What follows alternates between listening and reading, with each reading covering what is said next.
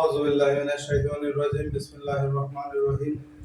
গত ক্লাসে আমরা অক্সিলারি ভার্বগুলোর ব্যবহার দেখেছিলাম বিভিন্ন সেন্টেন্সের মাধ্যমে। আজকে আমরা সেই অক্সিলারি ভার্ব দিয়ে সেন্টেন্স গুলো কিভাবে একটা থেকে 6টা করা যায় সেই টেকনিকটা শিখব। দেখো, আমরা গত ক্লাসে শিখেছিলাম যেমন আমি যেতে পারি, এর ইংরেজি হচ্ছে আই ক্যান গো। আজকে এই আই ক্যান গো এই সেন্টেন্সটাকেই আমরা 6টা সেন্টেন্স রূপান্তর করব। তোমরা লক্ষ্য করো, আমি যেতে পারি, আই ক্যান গো। আমি যেতে পারি না, আই কান্ট গো। ক্যান এর সাথে যখন নট যুক্ত হয় তার সংক্ষিপ্ত রূপকে কান্ট বলা হয়। অক্সিলারি ভার্বের সাথে নট যুক্ত করলে বাক্যটা নেগেটিভ হয়ে যায়, আর অক্সিলারি ভার্ব যখন সাবজেক্টের আগে এসে বসে তখন সেটা ইন্টারোগেটিভ হয়ে যায়। যেমন আমি কি যেতে পারি, তোমরা লক্ষ্য করো এই ক্যান শব্দটা সাবজেক্ট আই এর পূর্বে এসে বসেছে এবং অর্থটা কি হয়েছে, আমি কি যেতে পারি, তাহলে এর ইংরেজিটা হবে ক্যান আই গো। আবার তোমরা লক্ষ্য করো আমি কি যেতে পারি না, এটা হচ্ছে অক্সিলারি ভার্ব ক্যান্ট। এই ক্যান এর নেগেটিভ ফর্ম কান্ট। এই কানটা দেখো এখানে সাবজেক্টের আগে এসে বসেছে, কান্ট আই গো। তার অর্থ কি, আমি কি যেতে পারি না, কান্ট আই গো। আমি যেতে পারি, পারি না কি, এটা হচ্ছে ট্যাগ কোশ্চেন। এগুলোকে বলা হয় tag of affirmative exclamation, tag of negative exclamation. তোমরা লক্ষ্য করো আমি যেতে পারি, পারি না কি, আমি যেতে পারি এতটুকু ইংরেজি কি, আই ক্যান গো। পারি না কি, কান্ট আই। এখানে যদি অক্সিলারি ভার্ব সাথে নট যুক্ত না থাকে তাহলে এটা হবে, এখানে হবে কান্ট। যেমন লক্ষ্য করো এখানে ক্যান আছে কিন্তু এটার সাথে নট যুক্ত নাই, এই কারণে এই সাবজেক্টের আগে এখানে কান্ট। আবার লক্ষ্য করো আমি যেতে পারি না, পারি কি, এবার দেখো সেন্টেন্সটা কিন্তু নেগেটিভ, এই কারণে আমরা এখানে কি করেছি, আই কান্ট গো। তো এখানে আমরা কিন্তু পারি না কি এই কথাটা বলিনি, এখানে আমরা বলতেছি, লক্ষ্য করো, লক্ষ্য করলেই বুঝতে পারবা, এখানে আমরা বলতেছি যে পারি কি, এখানে কিন্তু আর আগের সেন্টেন্সটার মতো বলতেছি না পারি না কি।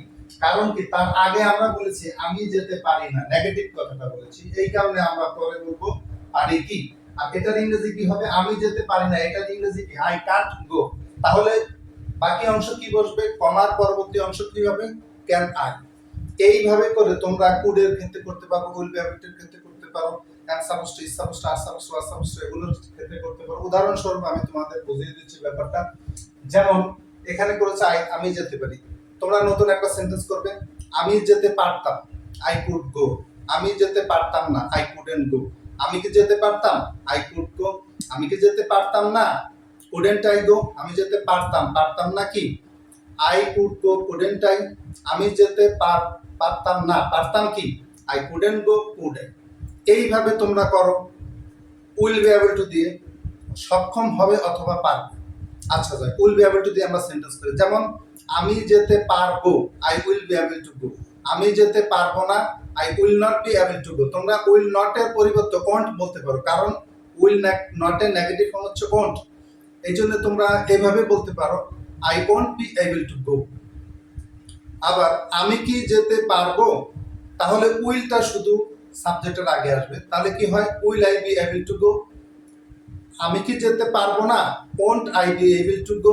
আমি যেতে পারবো, পারবো না কি, I will be able to go, won't I. আমি যেতে পারবো না, পারবো কি, I won't be able to go, will I. এইভাবে তোমরা করো সাপোজ টুর ক্ষেত্রে। যেমন আমি, আমার যাওয়ার কথা আছে, I am suppose to go. আমার যাওয়ার কথা নেই, আই এইন্ট সাপোজ টু গো। দেখো তোমরা এম নটের সংকেত রূপ অনেকে কিন্তু ভুল করে অ্যামেন্ড করে। আসলে এম নটের সংকেত রূপটা হবে ain't, A I N comma T. আর ট্যাগ কোশ্চেনের ক্ষেত্রে হবে আরএন্ট। যাক, আমরা এটা করি, I am suppose to go, আমার যাওয়ার কথা আছে। I ain't suppose to go, আমার যাওয়ার কথা নেই। Am I suppose to go, আমার কি যাওয়ার কথা আছে। Ain't I suppose to go, আমার কি যাওয়ার কথা নেই। আমার যাওয়ার কথা আছে, নেই কি, I am suppose to go, ain't I, sorry aren't I. এখানে দেখো ভুল হয়ে যাচ্ছিল, তাহলে কি হবে, আমার যাওয়ার কথা আছে, নেই কি, I am suppose to go, aren't I. আমার যাওয়ার কথা নেই, আছে কি, I ain't suppose to go, am I. এইভাবে তোমরা ওয়াজ সাপোজ টু দিয়ে করতে পারো। যেমন I was suppose to go, I was suppose to go অর্থ কি? আমার যাওয়ার কথা ছিল। আমার যাওয়ার কথা ছিল না, এটার ইংরেজি কি? I wasn't suppose to go.